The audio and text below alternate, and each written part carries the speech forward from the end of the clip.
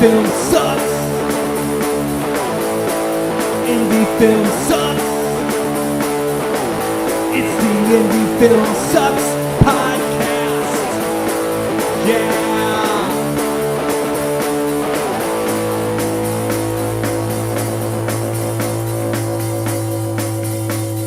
Coming at you from the mean streets of St. Louis, from a basement on South Broadway, the Indie Film Sucks podcast. Because indie film, anyway, so here we are. Tonight, we have special guest, Gayle Gallagher. Hi, guys.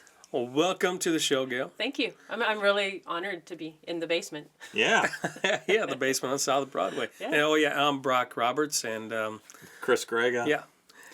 and Chris Mackey is on assignment. yeah, we have assignments all the damn time, except for Chris Greg. Yes. I never sleep, never stop, never quit. Yeah, but we do have a pretty kick-ass guest tonight, and that is Gayle. And for people who don't know, she's married to Wyatt Weed. Who you guys interviewed a couple of months ago? No, like a year ago. Has it been that long? It's been a been that while long. back. Wow. Yeah, it's been a Wow. while back. Yeah, so happy to have you here. And Thank you. I'll let Greg start off with whatever is going to go on here. Go ahead and Well, ask yeah. the question.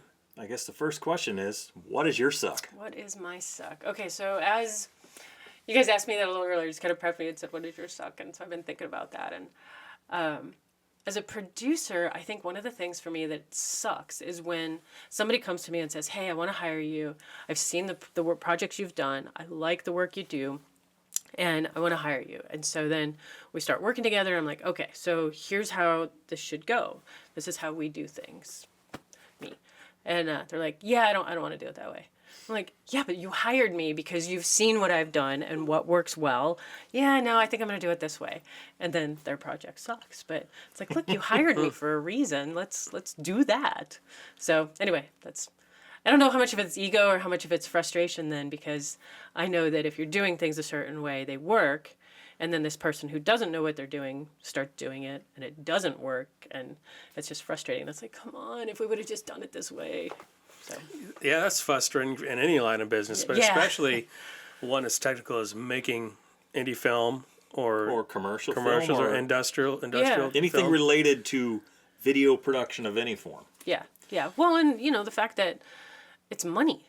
I mean, Yeah. the time is money. And so if it's not working the way you're doing it and you have to redo it for whatever reason, it's like, well, there's more money. And as a producer, my brain is always thinking, oh, my God, we're spending more money. How often has that happened? At least 3 times in my career of being hired by other people. But so much of what I do is working with Wyatt. So we've got kind of a shorthand and it all works together. But yeah, in the different projects that I've been hired by somebody else to come in and produce, it's happened at least 3 times. Well, very, very cool. I got a question here because, we've known each other for a very long time. As long as I've known Wyatt, I've known you. So I don't know if that was the beginning of your career, way back when, and the start, I'm talking about Shadowland, which was shot in what year? That was shot in 2007. 2007. Okay. Yeah. No, actually, well, that was my first feature film. Okay. Shadowland was. But I actually went to school for audio production, which then led me to taking video production classes. And then even before I graduated from college, I got a job doing corporate video. So I've been doing video production since 1990. But yeah, that was my first kind of foray into. So you might know what you're doing today. I might, yeah. When Just people a bit. don't take your advice, you're like, what the hell? Yeah, exactly. Yeah, Okay. I've got a couple of years of experience doing So- this. Yeah. What's the biggest difference and challenge between creative, which is, let's just say independent film, or even studio film, and commercial? What's the biggest difference?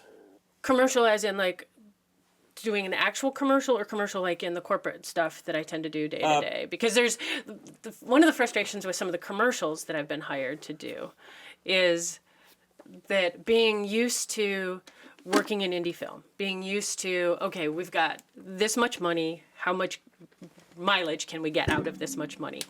And then to go work on a commercial project where they come to you with this much money, and you just see it being wasted in so many weird little places. And it's just like, oh my God, what we could do. How many feature films that on the indie level could we make with what Right. they're doing with one 60-second commercial. Just it makes me cringe. As far as the creative versus corporate, because corporate's what pays my rent. I think, it's interesting, the freedom that Wyatt and I have with our corporate clients, or most of our clients are actually nonprofit agencies. And so the freedom that they give us is amazing. Because I was going to say, it's so different when you're working on your own project and you're calling all the shots. And then when you've got a client, you really got to kind of cater to what they're doing. But so many of our clients trust us implicitly that we've got a lot of freedom creatively with what we're doing with them. And granted, what we're doing with them isn't creative for the most part. It's mostly interviews. It's mostly talking heads. But sometimes there are projects that they come to us and say, hey, we want to do something a little different. And they give us that creative freedom. But yeah, just the trust level that we have with these clients. Like today, we were sent off to do some interviews and the client couldn't be there. So we're running the show. And granted, we've worked with that client enough times that we know what their expectations are. We know what questions to ask. We know what they want in the final piece. So, but there's been times that we've had clients that trusted us too much. They sent us in to go do the interviews without them. And then when we come back later and we're like, okay, here's the edited piece. They're like, well, didn't they talk about this? Didn't they talk about this? Didn't they talk about this? And we're like, we didn't know they were supposed to talk about that. We're not privy to the in and outs of the business itself. Yeah. So having the client there is really helpful because they can go, oh, hey, we need them to talk about this. Or, ooh, when you edit this later, make sure you take that out because they weren't supposed to talk about that. So yeah, just the ins and outs that they know that we don't is always helpful. But it always comes down to money. That when we're doing our own thing, it's our very limited budget, trying to stretch that as much as you can, because with the corporate stuff, it's like I said, it's a talking head. It's us coming in with our gear, it's setting up lights, it's doing an interview. Where with the creative stuff, we're not trying to make Titanic, but we're trying to do a lot more interesting stuff. And with the limited budget, having the knowledge and the experience that Wyatt and I have is really great because we're able to look at what we want to make and go, okay, how can we do that with so very little money? And I mean, you've worked with Wyatt, you know, the stuff that he's capable of doing, and just for both of us to be able to just push the limits of what we can do. Yeah, that's true independent filmmaking. You know, taking whatever you got and stretching it as thin as possible. Yeah. And hoping it doesn't break. Exactly. Yeah. Exactly. Yeah. So how many people have you worked with apart from Wyatt on more independent stuff? Yeah. But I don't know. So films that Wyatt and I have, we've got Shadowland, we've got 4-Color Eulogy, Dark at the Top of the Stairs. I've also produced a film called 23 Minutes to Sunrise. There's a documentary called Contamination. This summer I just worked on a project called Flirtologist. A couple of short films here and there as well. So you forgot about The Dark Knight. Oh, I did forget about The Dark Knight that Wyatt and I worked on together. Yeah, that one was epic. That was fun. It was. I'm lucky enough to have been in 3 or 4 of your projects. Shadowland, The Dark Knight. Of a couple other like commercial type of things. And okay. Oh yeah, what was that short that we did? With the UFO. The UFO one, yeah. Mars Attacks or something like Yeah. that. Something like that. Battle of the Planets or something. Yeah, Maybe that's something what it of was. that, And yeah. that was Yeah. fun too. That's Yeah. horrible. I can't remember the names of my own projects. Yeah, and well, let's kind of go back to the beginning that I knew you, maybe before then. I don't. So Shadowland, like I said, is how I met you. What were you doing at the point right before you got Shadowland, or how did you get hooked up with Wyatt on Shadowland? Well, here's what's interesting about with Wyatt and I. Wyatt and I met in 1990 at a New Year's Eve party here in St. Louis. But he was living in Los Angeles. That was he had worked in Los Angeles for almost 20 years, and he would come back every now and again. So we actually met then, and we were, I don't know, friends, acquaintances. Like I'd go visit friends out in LA, and a group of us would get together, or he'd come home for Christmas, and a group of us would get together. So we would see each other occasionally. Then in the summer of 2005, I left the job I was at, or the way I put it is I was asked to leave the job I was at. Been there.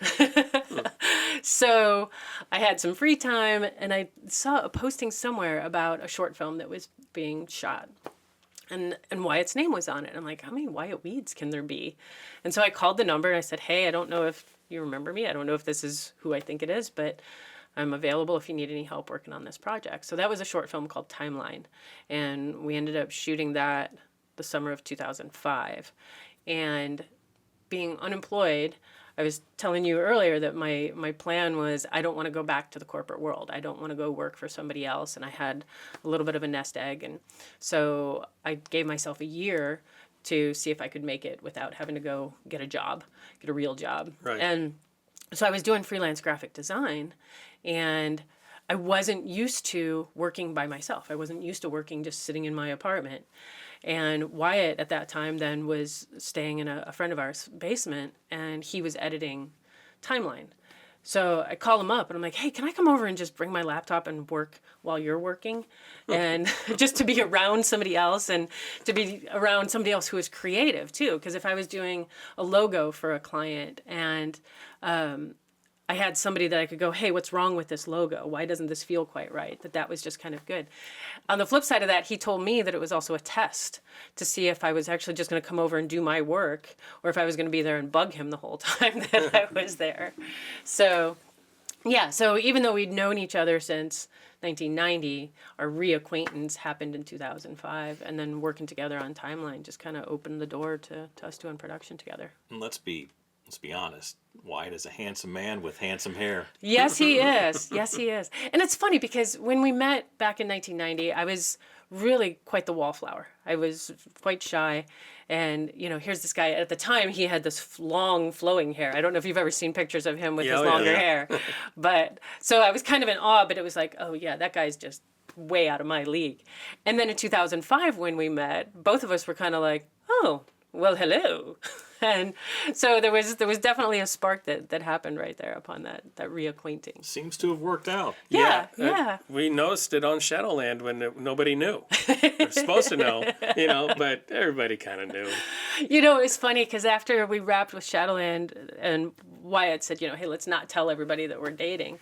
And he sort of announced it. The woman that was basically my second in command, she's like, oh, well, Gayle, you know, that happens. People hook up on sets all the time. And I'm like, yeah, but we've been dating for like a year now. And she's like, really? Because she had been working with me side by side in the basement where we were doing all the pre-production. And so, yeah, we're trying to, you know, make it not seem like I slept my way to the position. Well, obviously you didn't. You know what you're doing, and obviously Wyatt kept you around because of that, first off. No, it's my charm. Well, I mean, on the movie anyway. Yeah. So what was your actual job on Shadowland? My job on Shadowland was producer, and so that was really kind of the first project that I had produced. I take that back. There was a short film that I had been involved in with some guys that just wanted to make a movie. They were just running around with a video camera, and I got hired on a project as just a production assistant.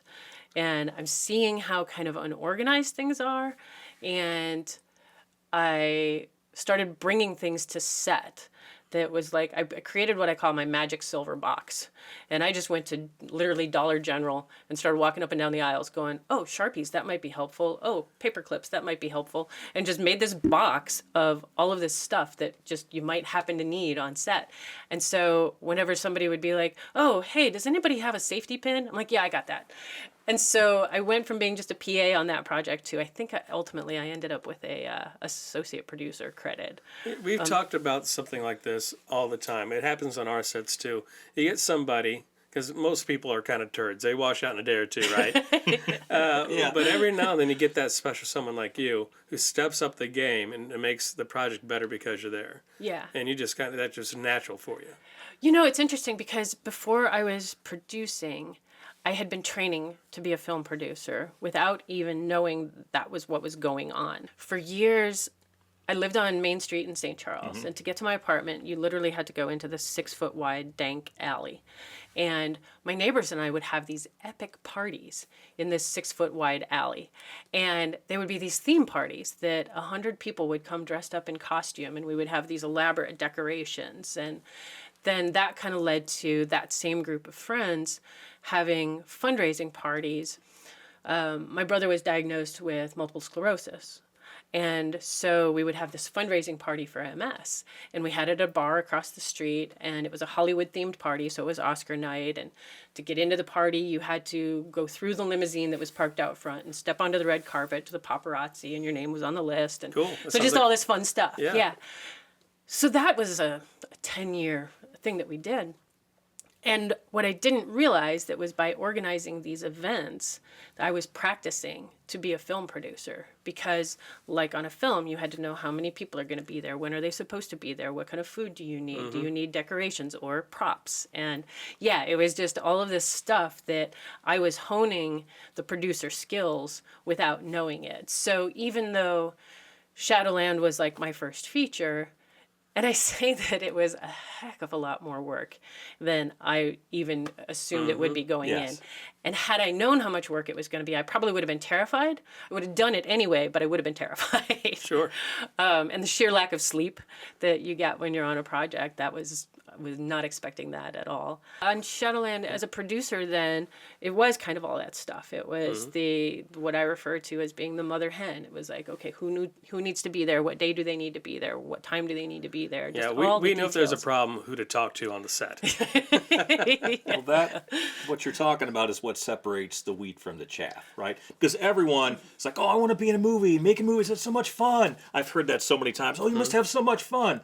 I'm like, well, It is and it isn't. yeah, it's like I say the split's like, I don't know, 95-5, 95% dog shit, 5% awesome. But the awesome is so awesome, it makes it worth all the dog shit. It's such a high when the awesome is Yes. happening that Yes. it keeps you wading through the dog shit. Because it is so much work. Yeah. And for most of us in the indie arena, we're not making tons of money, or we're not making any money, but it is the hardest I've ever worked in my life. Oh, yeah. Which is making a film. Yeah, and we're working harder doing that than we are at the job that we're getting paid for. Oh, yeah. absolutely. Yeah. Because Yeah. just prepping for the day, Yeah. I mean, that's the work. Well, Yeah. and for me, what's fascinating is I found that I like the logistics. I like like I was just saying, who needs to be where, when do they need to be there, and building the puzzle. And that even applies to what we do with the corporate stuff. So right now, we're coming up on something where we've got couple of awards videos that we have to do. And so for each of the people that's getting an award, we're going to interview 3 people. And so I have to figure out, well, where are we doing the interview? And figure out, okay, who's available when, and how do I build out the puzzle to make sure that we can fit everybody there? And, oh, wait, that location that we're going to film in is only available on this day. And so, yeah, it's just, for some reason, my brain loves that puzzle, the Tetris of it all. So after Shadowland, which is it's a vampire movie, Yeah. right? And you had talk about the cast and how you cast that real quick, if you don't mind. Yeah, we actually went through the actual casting process as you would on a big film. We went to the local talent agencies and we set up auditions, and we had to find a location to do the auditions and brought people in. And that was a lot of people. I don't know that we auditioned everybody. I mean, obviously we auditioned the lead roles, but you were a cop. Yeah, so we audition the you? reason I brought this up is because it was really unique to St. Louis at the time. So I'd done some indie films with Chris and a couple other people, but I actually went to my agent's, at the time, office space where you had a room or whatever. But going into that office, the waiting area, the green room, I guess, you had past projects. Wyatt had some past projects on posters, so it looked legit, because I've gone to auditions where you're walking to a dark room, you don't know what the hell's going on, right? But, this looked like really professional. Well, sure, because we Really- were unknown to the Yeah. St. Louis talent. And, making a movie in St. Louis back then, even today, but back then there wasn't a whole lot going on unless there's a great big movie coming in. Right. No, but you right. did have a respectable 6-figure budget. I mean, it wasn't like a Yeah. it wasn't like a $10,000 No, movie. no. I mean, it was right. a We decent started sized off budget. with I think our original budget was 150. That's a respectable budget. Yeah. Yeah. And you could see that, and what I was getting at, you could see that just in the auditioning space, really, for real. We go in and we get the sides, which is a script that you auditioned for, right? And I knew I was going to be reading for one of the cops in this vampire movie, because I guess you had already cast some of the stuff already, and you're going to agents for secondary roles. Yeah. Yeah. And I actually auditioned with John Burkowski. Oh, sure. Yeah. And we end up getting, both of us got roles as partners. Yeah. Me as the rookie cop, kind of an idiot, and typecasting, of course, and then John Burkowski. But I didn't really want to talk about me. I really enjoyed the way you guys started off. And that was very cool. Well, and for me, that was new too, because up to that point, a couple of projects I had worked on were much smaller projects. That it was just, friends getting together and making a movie. And so, yeah, to go through that whole casting process and to having Wyatt come back from LA to do that film where he had the experience of working on big projects, even though we had, by indie standards, a decent budget, by Hollywood standards, it's nothing. But. Exactly. But one of the things we kept saying with Shadowland that we wanted to do was we wanted to do it like it was a Hollywood film. Mm-hmm. Not delusionally, but just, hey, let's be professional about this. And so to have the casting, the auditions the way we did, and we filmed the auditions and making sure that everybody had the sides. And then even after the fact, making sure that we put together press kits and that we were sending them out and making the artwork such that it was very professional looking and trying to go those extra steps. And yeah, we had the money that we could do those things. That, although I think now, having the experience that we have and knowing what we learned on Shadowland and for Wyatt, what he learned so many years prior, it's easier to take that stuff and go, okay, well, I've got a computer. I can do a DVD cover if anybody's buying DVDs anymore. Or I can do a poster. People are still buying physical media. I can do a poster art, and or we know we can hire somebody that has experience doing that. Well, I can also say, I know you guys didn't have in your head that this was a great big Hollywood production, but you did what you could with what you had. And to be honest, that set, I've told Wyatt this and anybody I've worked with for it, the way you guys ran your set, it seemed bigger than indie. It really did. I mean, you guys had great big crew. You had a lot of local talent from schools that were helping out that you guys used a lot with, like Webster University's students, I believe. And I worked with a lot of them in their their projects. yeah. And it felt like a pretty well run, really good set. And I've had good and bad experiences on sets, and I didn't have one bad moment on any of the sets that I've worked with you or Wyatt on ever. Well, and one of the things too that we really like about the sets that we've run is that we have fun.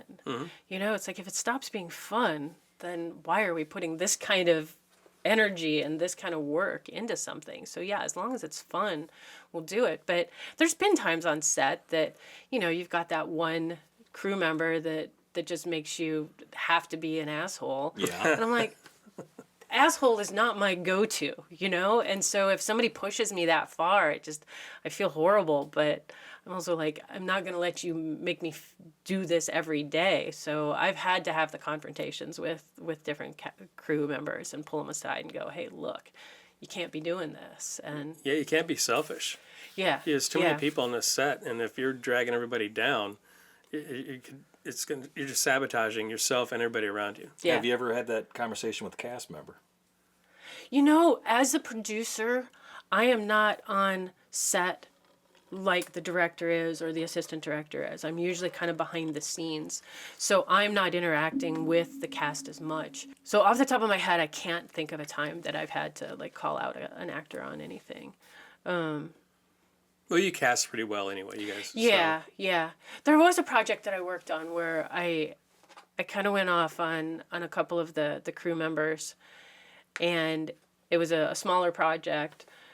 And then the next day I realized, okay, I think they're new to this. And so I went back and I said, hey, look, I hate the way I had to talk to you guys yesterday, but let me ask you something. Do you guys know how to read a call sheet? Do you know what the schedule is supposed to be? Do you know who's supposed to be where, when? And they didn't come right out and say, well, no, show me. But I went ahead and showed them anyway, because I'm thinking, okay, I had to go off on them yesterday because everything was late, but maybe they don't know that this is how to read this, and this is when these expectations are. And so that's the thing. I mean, time is incredibly precious on a film set, and this is what a lot of actors I have found don't understand until they get behind the camera. Oh, When you're in front of the camera, it's like everything is taking forever. Why is this is so disorganized and blah, blah, blah. Then you get behind the camera and it's like, bam, 10 hours gone. Like, what happened? We don't have enough time to do these 5 scenes and these 15 setups. Like, what was I thinking even making that shot list, right? Time is such a precious commodity. Oh, yeah. Well, yeah. And I mean, if you're on a studio or in a studio where you've got control over everything, that's one thing. Mm-hmm. But if you're watching that sun cross the sky, or there's a rainstorm coming in and you've only got this window, then you got continuity to worry about. Yeah. And time is money. Yeah. It really is. Yeah. Like our shoot schedule is for so many days for a reason. And if we go over that, we're spending more money that we don't have to spend. Oh my God, I was on this project this summer, and most everything was shot outdoors, and we're out filming in a campground, and it was a day that it was a torrential rainstorm. Perfect. Oh yeah. So we all kind of huddled under pop-up tents, and we're just kind of waiting to see if it's going to pass, and we're looking at the weather reports, and it's like, it is not going to pass. Could you just turn into a horror? So we ended up having to just scrap that day, which then meant adding a day onto the schedule. And we were out of town.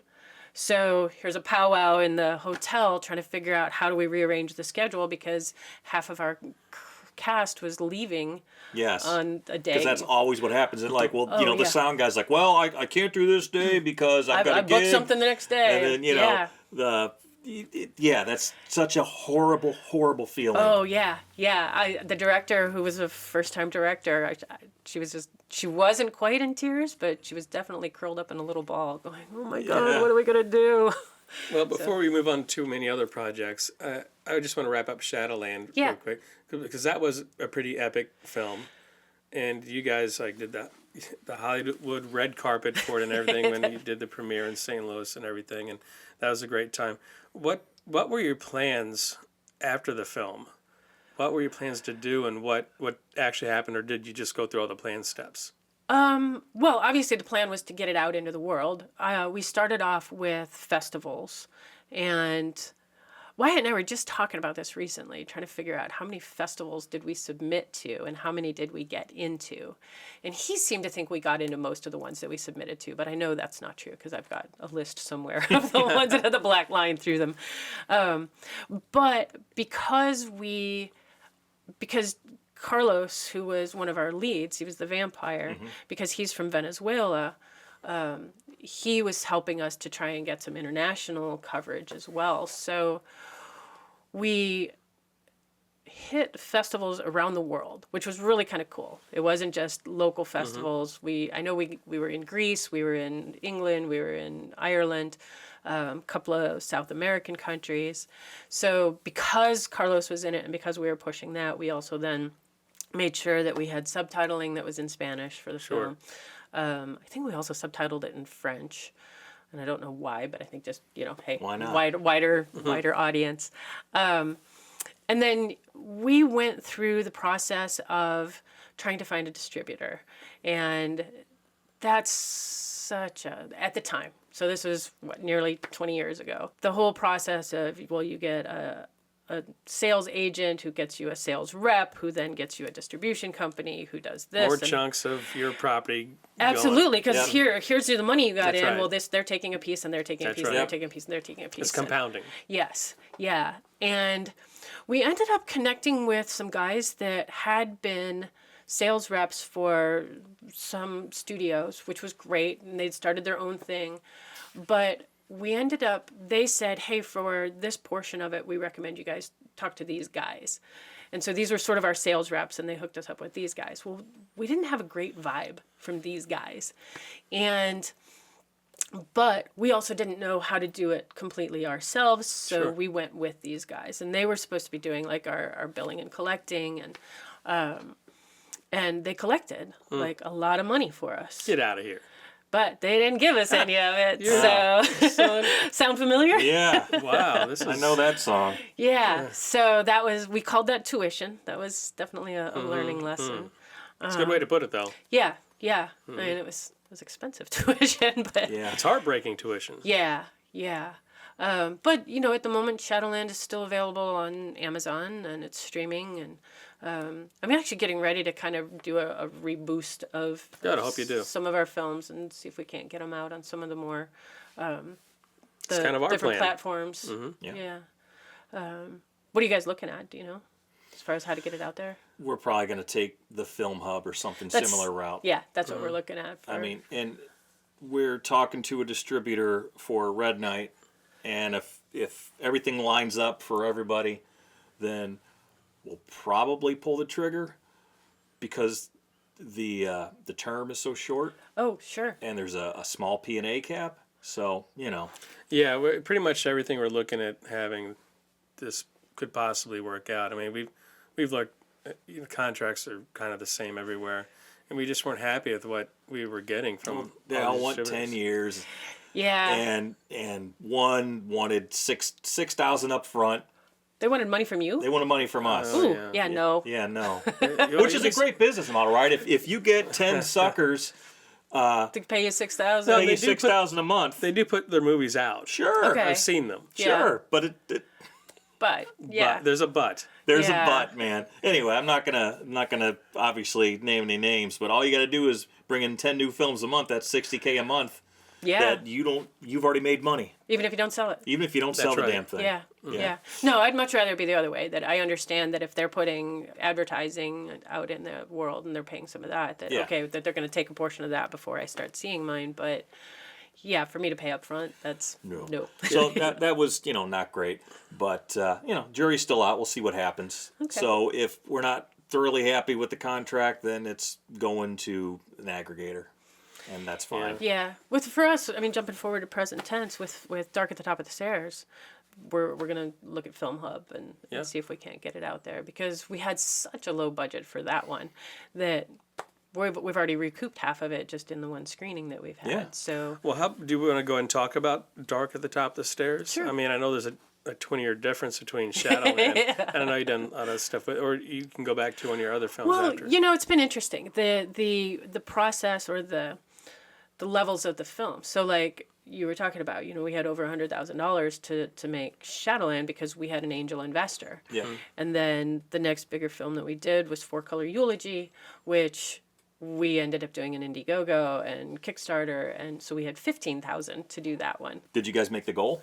We had $15,000 was our goal, and I think we ended up with like 12.2 or something like that. But then we had a guy that was sort of waiting in the wings who had said up front, whatever you need The to difference. reach that goal, I will put that in. I just want it back as soon as you get your money back, and I'd like an executive producer credit. So that was really nice that we didn't have to stress making the goal, that we were going to get the whole amount. And how did that movie do? What was it? That's a really sad story. That's one that I'm actually looking at rebranding and setting out into the world on Film Hub because It's a very good movie. it's a really good movie. And I think the mistake we made was that we were targeting comic book nerds. But the fanboys don't want to see movies about themselves. They want to see movies about Spider-Man and Batman. And because this movie was about a couple of comic book creators, and there's family drama in it, we thought, oh, hey, well, that's the target audience. So, our cover art is all comic book art and all that. So we're rebranding. We're going with new art that's much more family drama. We're going to do the Film Hub route on that and see if we can't get it out there. But at the moment, that film has made about $43. So, which, it's out there. It's But on. a lot of people have seen it. But not on Amazon, not anywhere Right. that they're paying for it. I have a DVD upstairs. I saw it at the Yeah. theater. Yeah, no, we had such a great screening. Like, I mean, we got the local theater to pick it up.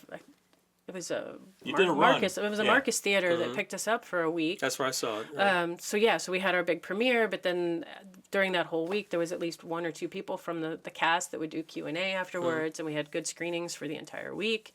And we got the right response. People laughed when they were supposed to, people cried when they were supposed to, and it was just it's a good movie, so it makes me sad that in effect it's just sitting on our shelf. So yeah. We understand. Yeah, got a couple of those. Yeah. Game of the Year is one of your favorites. It really is. I almost wore my Clip Clop t-shirt tonight. Luckily, Game of the Year was like, I don't know, maybe $1,000 to make, if that. So yeah. I think that's actually turned a profit. I think. Is it out there? Can people see it? Currently, no. Oh, Well, okay. I mean, technically, it's on our website. You can rent it through Vimeo, but Vimeo is terrible, so we're gonna. If it meets the QC for Film Hub, we'll probably put it on there. Yeah. Yeah. Yeah, 4Colors on Vimeo too, but I don't know that anybody's found it. Nobody Yeah, cares. Nobody Yeah. knows your website to get to it, kind Right, of thing. exactly. It's hard to do. Yeah. Damn, yeah. that marketing's tough. You know, is. and that's the thing. So many people want to be creative. They want to get out and they want to make movies. Oh, I want to make movies. Yeah. But they don't realize that The business? the business side of it is huge. It is. That's Yeah. 90% of it. That's You my make as many suck movies all as the you time. want. Yeah. Make as many movies as you want. They're just going to sit on the shelf if you don't know the marketing side. Yeah, of I mean, it. you can make a total pile of crap, but if you can market it right, you'll sell it. Yeah, exactly. Yeah, or you can make the best movie ever and your mom's the only one that has seen Yeah. it. Yeah. So That's the real drag. And there's tons. It is because you know, there's some really killer movies out there you never get a chance to ever see. yeah, That's brilliant, great. Everything's awesome, and nobody knows it's there. exactly. Yeah. Yeah, Yep. that's the That's the suck.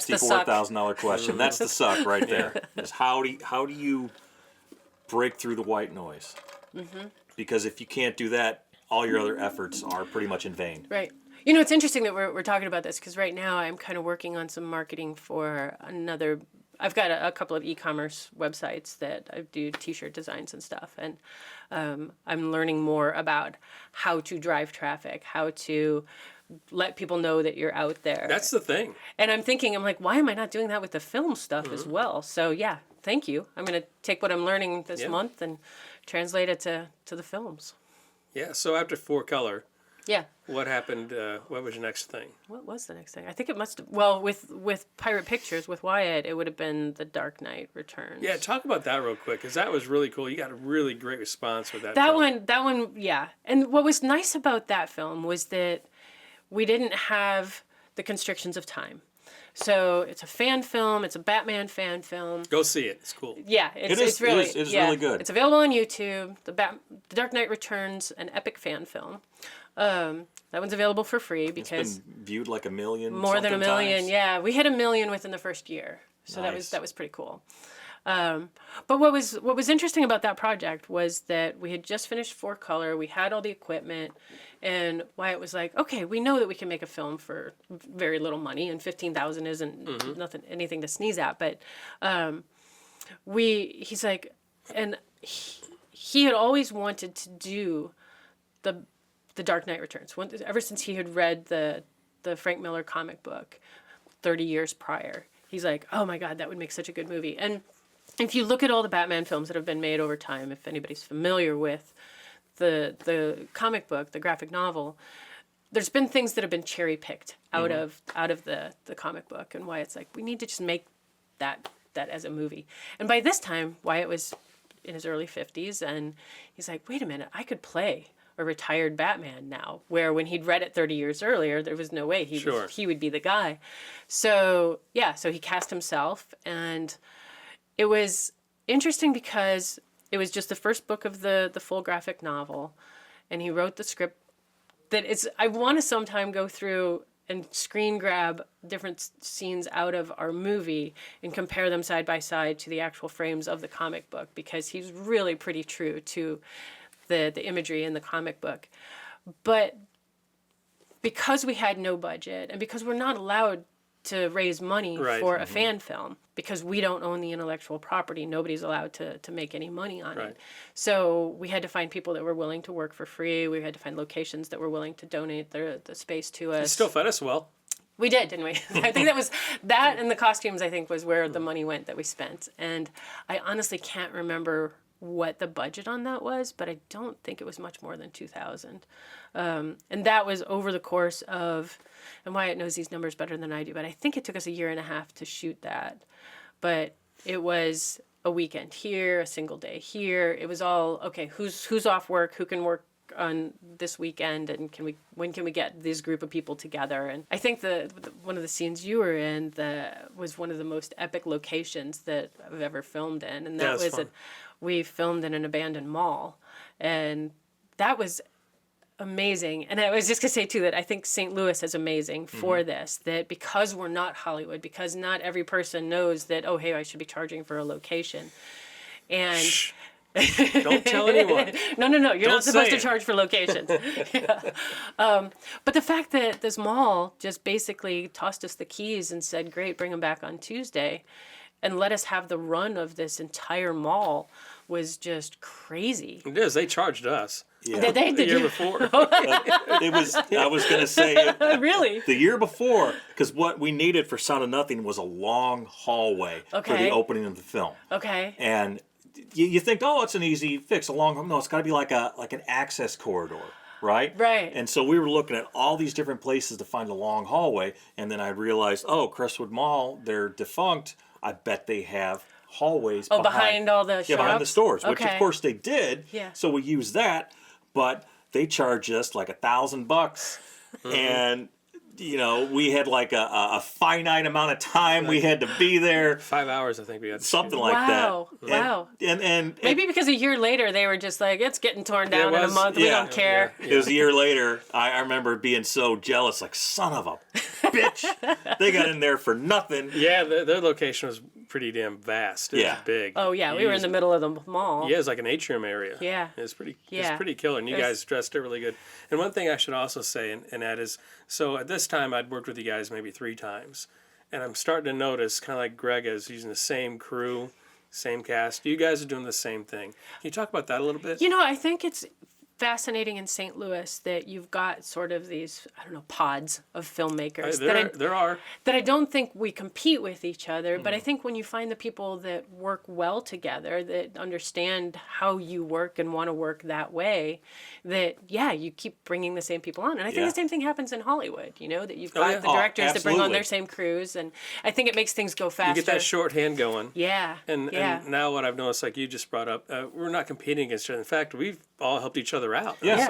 in some aspect or another. Yeah. Which is very cool. I don't know if you get that in every little town. I don't know that you do. No. I don't think you go to Chicago and do that. And it's interesting. I don't know that all of Not the that- different teams of filmmakers in St. Louis even realize that hey, Yeah. we're all here to boost one another up. One thing back to Shadowland, one thing that we did with that was that after Wyatt had a cut of the film, he invited, I don't know, half a dozen, 10 different filmmakers over to the house to watch a cut of the film and critique it.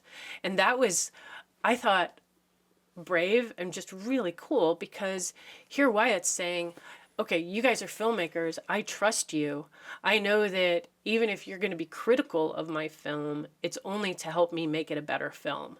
And I thought that was just really, really a cool thing to do. I think he was curled up in a little ball for part of it, just because, this was his baby Right. that we're taking apart. But yeah, it was just neat to see. I don't know if I was there or not. I was trying to remember if you were. 'Cause I seem to remember seeing it outside of a theater. It would have been at Bob's house. Yeah, I seem Yeah. to remember I thought being at I thought Bob's maybe you house, were so there. Maybe. Yeah. We're talking almost 20 years Exactly. ago. So. Yeah. Yeah, one night. Yeah. Let's assume I was, and I gave it a glowing review. There you go. Yeah. Or you gave us the one piece of information, critique that we needed to make it a better Yes. film. But yeah, that's just really cool that you guys do use, who you trust and, Yeah. and who you know. And like I said, I never got the reason why people think we would be competing against each other. Like, I wouldn't want your movie to fail. Are you Right. kidding me? Yeah. I want Yeah. you to do good and keep going. Right. It never made sense to me. Some people are definitely opposite of that. Yeah. Just because my film didn't do so well, I don't want your film to do well either. It's Yeah. just so backwards. Yeah. Or I kind of understand this at times, but other times I'm like, well, why wouldn't you just share the information that you have too? I mean, sometimes it's like, oh, well, I've got this one location that I'm going to keep to myself. I've experienced that. But at the same time, I also understand that, well, I'm getting ready to use that location. If another filmmaker comes in there and ruins the relationship with the owner of the location. Oh, I get that aspect. That's different. Yeah, That's fair. I get it. I mean, for instance, a good case in point, the Granite City Pickling.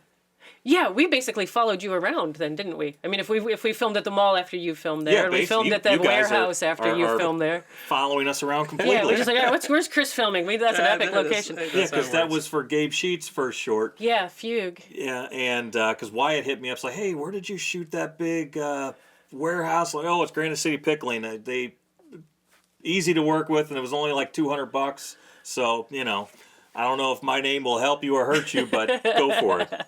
Yeah, that was an epic location. And it's a great that location. Oh my God, visually that was. Cool. We were the first, though. Yes. We were the first. I tell you, talking about locations real quick, St. Louis has so many crazy good locations. Yes. And you walk by them or drive by them all the time. Well, and St. Louis has so many time frames. Yeah. You get further west, like you go to Los Angeles and everything's got a newer look about it. Here, Shadowland was filmed in 1897 and modern day, and you can go to neighborhoods that are the 1950s that are just trapped in time. You had a cobblestone road already. Yeah. All within about 20, 25 miles. Exactly. Yeah. I think it's really cool that there are so many different looks and styles and everything within St. Louis, or even just across the river in Illinois. Yeah. Or just those weird finds, like the pickling, the Granite City. Or just in a basement. Yeah. Just in a basement. Because how epic is this? Or a house, which we'll get to in a minute. Yeah. So after 4-Color, what did you guys do from there? That would have been Batman after 4-Color. Okay, I'm sorry, yeah. And that again, the locations and St. Louis being so location friendly, it's also amazing what you can get if you just ask for it. So before we started filming The Dark Knight, Wyatt had mentioned that it opens with a scene on a racetrack. Mm-hmm. And that just sort of landed in my brain, and it was just there. This is a cool story. And a couple of months later, I'm at a networking event that actually happened to be at a go-kart track. And I'm like, why am I not going to go to a networking event at a go-kart track? Why not? So I end up talking to this woman, and it turns out that I think she's got a marketing company, but then she's also involved in the Sports Car of America Club. And I'm like, tell me more about this. And they do races out at is it Gateway? Gateway. Yeah. Mm-hmm. And so I'm like, I might need to talk to you soon because we've got this film project that takes place on a racetrack. And so she was the perfect connection, and she connected us with a guy who owns a race car who was willing to let us use his car. He drove it in the movie, but then we went back to his garage and we shot some green screen inserts of Wyatt actually in the car. And yeah, they let us clamp GoPros to his car, and his son was driving a car, so we got the scenes all on the track. And we were covered by the insurance of the organization on the racetracks, and yeah, just the things that you can get if you ask for them is just really amazing. Pretty impressive for a, let's face it, no budget movie. Yeah. Pretty impressive. Yeah. But here's the thing. It's the experience that allows you guys to pull those things off. Yes. Yeah, that we knew how to get the shots that we wanted and how to make it happen. And I also think just experience in life and knowing how to ask for things. Exactly. Mm-hmm. Yeah, without demanding them, without sounding entitled, just building the relationships with the people that you're looking to ask a favor of. And yeah, I was working on a project where we were asking permission to film in a location, and the director was just anxious about everything. I kept saying, hey, we're just waiting to hear back from these people. We're waiting to hear back. There's a process that they go through. There's permits that we need. There's permissions that need to come from higher up. And the director's just kind of getting themselves all wound up in a little tizzy. And I'm like, just chill. And they were like, well, what if we call their boss? What if we do this? What if we do this? And I'm like, you just sit down. Do not do that. Let me work this out over here. And everything worked out fine. But yeah, it was just that inexperience of, no, look, they've got a job to do. They know how to do their job. Let's just work with them on the level that we're working with them. And there's a spider above your head. Wow. I remember listening to a Q&A after seeing Shadowland. And one of the questions was about a scene that SWAT was involved in, right? And I guess the script did or didn't, I don't know. But anyway, how'd you get a SWAT team and a SWAT, not necessarily a tank, but it's damn near a tank Yeah. in your movie? Yeah. Again, it's just starting to ask questions and who do you know? And we knew that for the police officers in the film that we wanted them to actually look like police officers. We wanted them to know how to hold a gun, how to shoot a gun, all of that. And then the lead actor also, he needed to be able to shoot a gun. And we actually went to a gun shop and was asking about training. And I think that was how they hooked us up with Paul Bastine, who was a police officer in Lake St. Louis, but then also a SWAT guy. And I think that SWAT was written into the script already, and it was just fortuitous that It just worked out. the guy that we And you asked. we asked, yeah, That's the thing. and I think we paid Paul for a day to have police camp.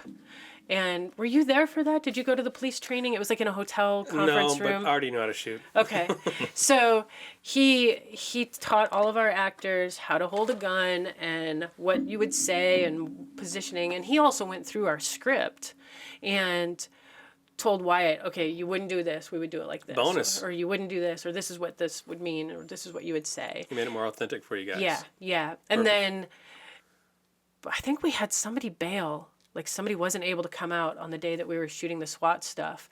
And Paul was going to be there as kind of a consultant anyway. So we stuck him in none of the SWAT gear.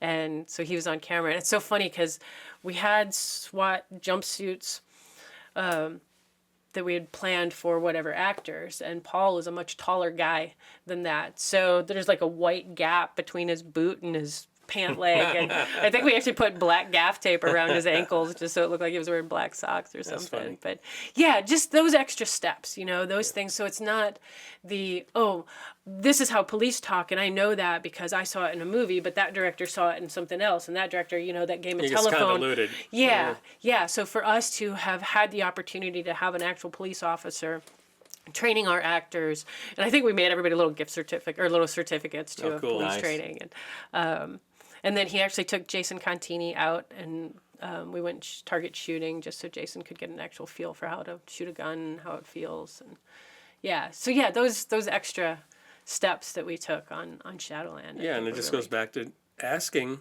the correct way. Yeah.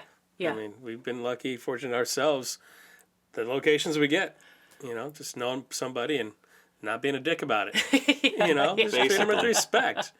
Yeah. Because people, even when people they say yes, they never understand. Oh no, they don't. It's a lot longer than you think. It's longer. It's more involved. There's going to be more people. There's more equipment. We're going to move your stuff around. And some people freak out. Yes, they do. Yes. And if they want to kick you out, unless you paid them a lot of money and signed a contract, they can kick you out. Yeah. I was on a project where the house that we were using, the family there, they're like, oh, we understand film. We know film. And they were peripherally involved in production. But they were freaked out when we wanted to move furniture. And they insisted, they had a yappy dog. And so we got them a hotel room so that the dog and the mom could go and stay in the hotel room. And so about an hour later, they're back because the dog didn't like the hotel room. Oh, shit. The dog didn't like the hotel room.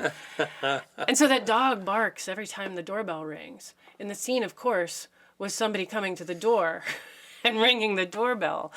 So, yeah, it's just those unexpected things. Yeah. On Four Color Eulogy, the house that is the main character's house was actually family friends of Jason Contini, and she was more than happy to let us use the house. But when we said we were filming at night, she didn't understand that meant we're filming all night. And so she was a little freaked out when it's after midnight and we're still there, and she's got to get up to go to work in the morning. Yeah, and Been there. so after us talking and saying, hey, look, we know you have to go to sleep, we'll be very quiet. And it was, Four Color Eulogy was such a small crew that it was a little easier to kind of keep everybody chill, where, if you got 30 people roaming around, trying to keep them quiet is difficult. Sure. So, Yeah, we had this one project we were working on where we shot in a bar, and initially the owner I guess the owner's girlfriend was super cool, super into it. And the night that we shot, they were closed, but she proceeded to get drunk with her friends and then she took offense at something somebody said and wanted to throw us out and was MFing us and this and that and everything else, and she was going to call the cops, and she just totally flipped from being really cool to aggressively violent. Wow. Yeah. Wow. Luckily, the owner, the boyfriend, showed up and said, "Oh, she gets like that when she drinks." Like, oh, wow, okay, cool. Yeah, well, that was fun. Yeah, that was a huge bummer. Wow. Yeah, that's that working in the house with that woman on Four Color, that was a learning experience for me to make sure that when we go into a location that people know what to expect, what we're going to do, that your furniture is going to get moved around. There's going to be people here. They're going to be camped out on your front porch because not everybody's going to fit in the house, and your neighbors are going to ask questions, and just all the things that we know are going to happen, so we don't think about it, but that people who aren't in the business have no clue. Speaking of locations, the last feature film that you did, how were the owners of that place to work with? So Dark at the Top of the Stairs was the owners of the house were kind of assholes to work with. They just don't get it. No. So that was our COVID feature, is what Wyatt calls it, and that was it came about because we had some creative projects that we were getting ready to do with some other filmmakers, and even when COVID hit, we still kind of said, well, you're bubbling, we're comfortable working together, but it just didn't work out. It was like, okay, no, the project's bigger than just our two bubbles working together. Yeah. So in mid-2020, Wyatt and I moved from St. Charles. We moved into Alton to this big 130-year-old house. And when you move into a house like that, well, there's noises that you're not used to, and there's doors that don't stay open or don't stay closed, and Alton itself has the reputation of being one of the most haunted cities. So we're like, okay, this house may or may not be haunted. So Wyatt came to me one day and he's like, okay, I have an idea. He said, we're in this house. It's big, it's cool, it could be creepy. He's like, I'm thinking about writing a ghost story. And because nobody else can come out and play, my idea is that just you and I work on this together. He said, I'll be in front of the camera, you be behind the camera, and we'll do a film. And my first reaction was, well, okay, it sounds like fun, and it could end up either in a feature film or a divorce. And we're still together, so it worked out. Divorce is pending. So you were behind the camera. Which was new. Right. Because that's not what I do. So like literally behind the camera, you were running the camera. I was running the camera. Yes. Yeah. So I don't claim to be the DP because Wyatt was doing the lighting. Wyatt had the vision. We'd go over the script, and he'd be like, okay, I think on this one it'll be a dolly shot in. At the very least, you're the operator. I was definitely the camera operator, Right. yeah. If Wyatt is on screen, I'm operating the camera. Seeing it in the theater last fall when we screened it, I hadn't seen it in a while because Wyatt did all the editing, so I hadn't seen the whole thing in a while. And it was, I was really proud of myself, honestly, that I looked at that film and I'm like, damn, that looks really good. It does. And so, yeah, it was co-directed. So even though I'm a producer, this one was co-directed, co-produced by both Wyatt and I. And we instead of, the credits saying produced by, catering by, directed by, we just, it's a film by Gayle and Wyatt. Right. But yeah, that one was a fascinating experience in that 90% of it literally is just he and I. Once COVID kind of broke and things opened back up, we decided that a couple of more scenes that took place outside of the house would be good. But the entire thing, for the most part, takes place in the house. We learned a lot that when we're filming in the attic and the sandbags are in the basement, there's not a production assistant that can run down those 3 flights of stairs to go get that stuff. So one of us would have to go get the sandbags and go all the way down and then all the way back up and then sit there and go, all right, just give me a minute because I can't breathe. So we were talking about, like, okay, you've got a location and you only got it for this amount of time and you got to get everything done or they're going to kick you out. And filming in our own house was really nice because we didn't have those time constraints and we had the actor living there at the house. So speaking of the actor. Yeah. Did he play more than one role? He did. He did, yes. So he played the man, He played the man's brother, and he played the father. And he pulled it off really damn He good. did. He really, Yeah. really did. I was very impressed with, everything. And I can't tell you how impressed I was seeing it, to be honest. Because I knew, we know what it takes to make Yeah. a movie with a group of people, let alone two people, and, zero money. Yeah, zero money. Yeah. And it does not look like No. a two-person film with no budget. That's my I mean, point. it really Yeah. doesn't. Yeah. Does it look like a $10 million Hollywood movie? No, but it's not. But it's not. But no, it looks like no. a legit independent film. And if you told me, yeah, this was $60,000, like, okay, I can buy that. Well, and then it's- that's the new budget. That's what Yeah, we're calling but it. it's like, I don't know, under 2,000. Yeah, it was 1,500. Yeah, And I what's mean- crazy is that I would say 750 of that was everything that's just Wyatt and I, and then the other 750 was the other scenes where we brought in other people. Because when we brought in other people, we thought, well, some of the people volunteered, but we wanted to make sure we fed people, we Yep. paid people gas money. So yeah, that it cost as much to do 10 minutes of the film as it did to do the other, whatever it is, 70 minutes of the film. But we also learned that we're getting older, that we could say, hey, tomorrow let's do 4 scenes. And tomorrow would come and we'd get through 2.5 scenes, and we're like, God, I am wiped out. This took more than I thought it would. Well, great, let's do the other scene and a half tomorrow. Yeah, you're not going to lose your No, location. exactly. We didn't have to kill ourselves to do it. What is the longest you have ever shot for consecutively? We accidentally shot for 26 hours. That was not scheduled. That was not the plan. But the actress was leaving town the next day, and so we had to get the shots. And that was a short film with David Conley. Do you guys know David Yes. Martin Conley? Very good actor. Yes. Yeah. God, and off the top of my head, I now can't remember the name of that short film. It'll come to me, and I'll just blurt it out later. So, Yeah, I got to work with him a couple times. You have me beat by 3 hours. okay. Because we shot for 23 hours straight on Sound of Nothing. Wow. Again, because an actor was leaving, and it's like, well, we got to get it, gotta or get we it. can't get it. Yeah, and that's hard. I mean, Yeah.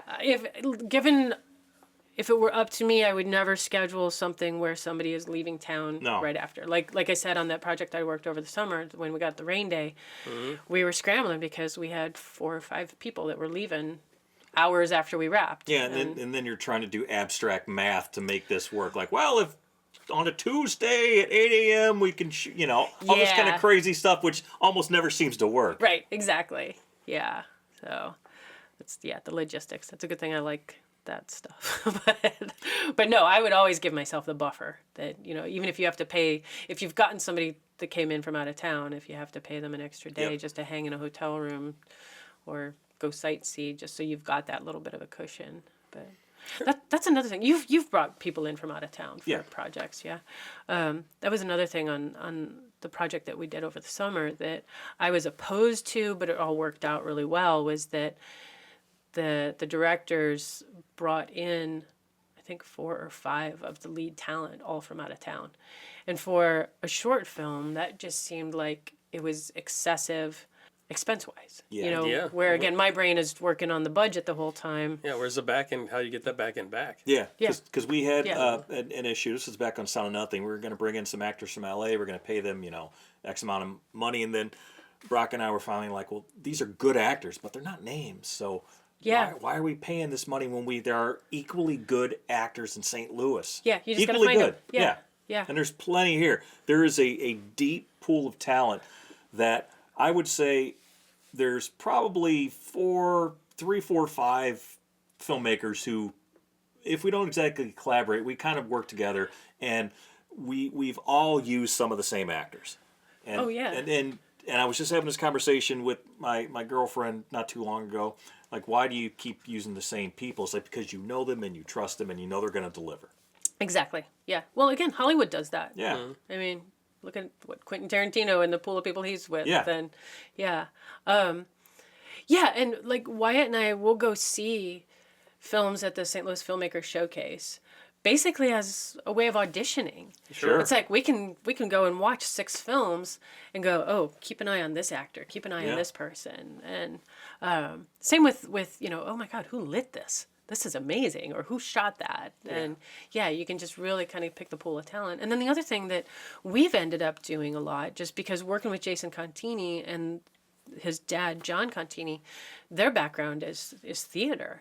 So we've gotten to know more of the theater community, which it's a different type of acting. So you kind of have to coach them a little bit on, hey, the camera is right here. You're not projecting to an audience out there. But the talent is amazing. So, yeah, I think a lot of the actors that we used on 4Color were all theater actors. Yes. So where can people see Dark at the top of the stairs? They can't just yet. We're working on getting that out there. We're talking about possibly doing one more local screening, but I'm not sure if we're going to do that yet or not. Just because with that screening, it's a rental. Like we'd have to rent the theater. Is a trailer out? Wow, I don't even know that there is a trailer. Well, we can edit this part out. Yeah. No, let's say that they can go to piratepictures.net. Okay. And we'll have a trailer on that. All right, we'll say that. Sure, we can say whatever you want. Yeah. So, is there anything else coming up? Anything on the horizon? Film-wise, well, this project that I worked on over the summer, they've gotten it edited and have submitted it to Sundance and a couple other festivals at this point.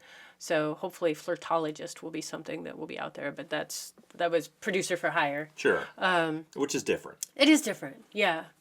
I think that it's going to be a really good-looking film, but yeah, that sense of ownership is different.